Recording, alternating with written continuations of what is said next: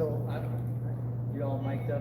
Yeah, we're ready to roll whenever you All wanna that. go. We're good. Do we need to read our names and spell Would you be them kind and enough to kind do of that, stuff? please? Yeah, whoever's gonna speak, just saying and spelling your names, please, sir. Okay, well, we'll probably all three have something to say. Okay, okay.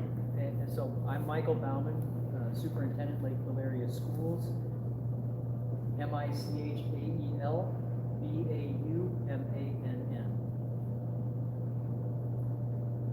Do you guys wanna? No, just We'll just do it go before in, you yeah, talk. just right before you talk. Okay. Yeah. Alright.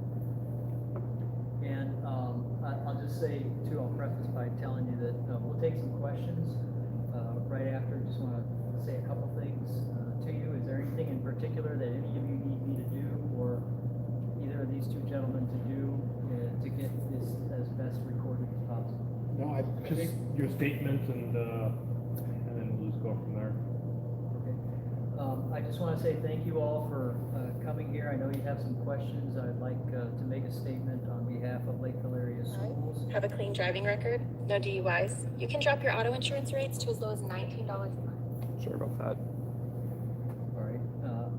So earlier today, a bomb threat came to us at Lakeville South High School, and I want to make sure everybody understands that the message came to us through email. Student safety and well-being became my #1 priority because of a threat of this nature. And we take all the threats that we get very seriously. Obviously, we have the children of this community to be concerned about, and we take that as gravely serious situation. Immediately, we contacted the Lakeville Police Department, and with them and their partners, we have investigated thoroughly the situation of a bomb threat and determined it not to be a credible threat. Students will continue learning at home for the remainder of the day, and all school and community education activities will be canceled for this evening as law enforcement officials finalize their investigation. All activities will resume normal as of tomorrow. Our staff are available to provide support to our students as needed when they return to the school next week.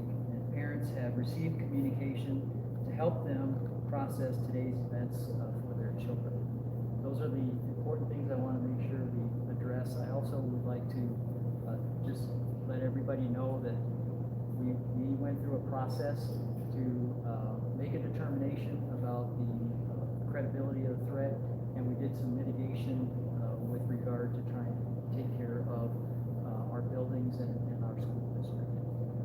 I also want to say thank you to our Lakeville Police Department and other law enforcement agencies that participated and helped support us, first of all, to determine the threat and then mitigate that threat as quickly as possible. With me is Chief Long, who's the Chief of Police for Lakeville Police Department, and the lead officer associated with the mitigation effort, Lieutenant Bill Pearl.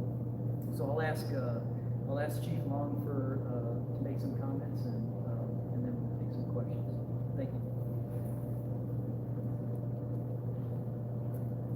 Thank you. My name is Jeff Long, that's spelled L-O-N-G, and I'm Chief of Police here in the city of Lakeville. First, I want to thank you for being here to help us get the message out to the community that our schools and the community are safe. I will start with, we were first contacted this morning by the school district regarding an email they received overnight. The email contained a bomb threat. Due to our close working relationship with the school district, we were able to immediately start an investigation. That investigation included calling in numerous other police agencies that specialize in bomb detection. It also included something unique to Dakota County, which is the Dakota County Electronic Crimes Task Force. They immediately assigned a detective to look at the electronic crimes that were committed by sending this email. For now, I can't release any more details about the email because it's an active investigation. But after an exhaustive search of this particular school and the school buildings that were under the threat, we've determined that there was no credible threat to this bomb threat. Some people may ask why we had such a aggressive or assertive investigation when so many of these threats are found to be false. We all know that in today's society, many of these threats are no longer false. So we completed an exhaustive investigation that included agencies such as Bloomington, Minneapolis, St. Paul, Airport PD, U of M PD, the ATF, and the FBI. I want to thank them for helping us, and we will stand for any questions. But Unless there's other questions that come. so I'll turn it back over to you. What time did the email come across to the district, and who was it sent to? So, we did get the email, it was sent to 4 deans here at Lakeville South. The challenge we have is, because we have an active investigation and information technology forensics on that, we're trying to make an accurate determination about that. Was it? The timestamps sometimes can be altered. I see. And it obviously came from an email address, so is it encrypted, or is it anonymous, or how, I mean, do you have any idea what it came from? No, that's part of the problem. Again, in an active investigation, those kinds of forensics are under assessment. I don't have that information right now, and I hope you would respect the fact that we gotta figure that out. Sure. I also understand today was a big day at the school, right? They were supposed to. Today was gonna be a very celebratory day here at Lakeville South in particular, and hopefully we'll be able to reschedule those. What was planned? You'd have to talk to the principal, but I know there was dance line, there was, they did a coronation on the King and Queen yesterday. Pet Fest was on the list. There's over here on this document here, there's dress up theme days that they had, and I think today was gonna be Fantastic Friday, and they were gonna kinda, because we didn't have a homecoming either, they were gonna be dressed up in their, like, I don't know if you're familiar with high school homecomings, but they dress out pretty fancy, and they have all the glitter and sparkles and all that stuff on there, and so they were gonna kind of celebrate because they didn't have those opportunities. Yeah, that's too bad, man. You also said there were other schools mentioned in the threat, so. Well, just to be clear, again, with regard to the email, it was insinuating other school facilities, and as we parsed through that, we determined that there were middle and elementary schools that were implicated, and so we wanted to take maximum precaution. How have parents and students responded?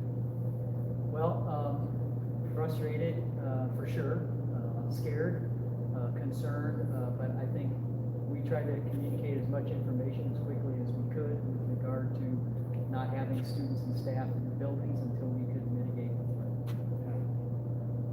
Well, you kind of already touched on this, but about being as precautious as possible and investigating it as a serious threat.